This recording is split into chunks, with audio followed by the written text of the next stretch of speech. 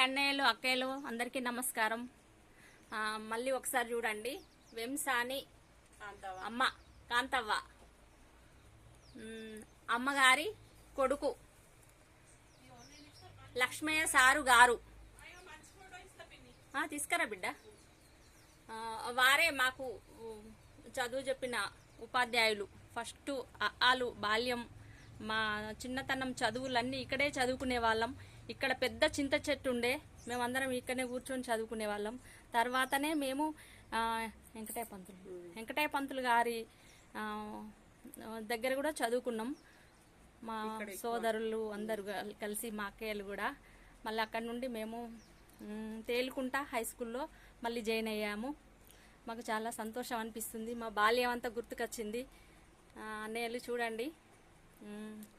Thank you.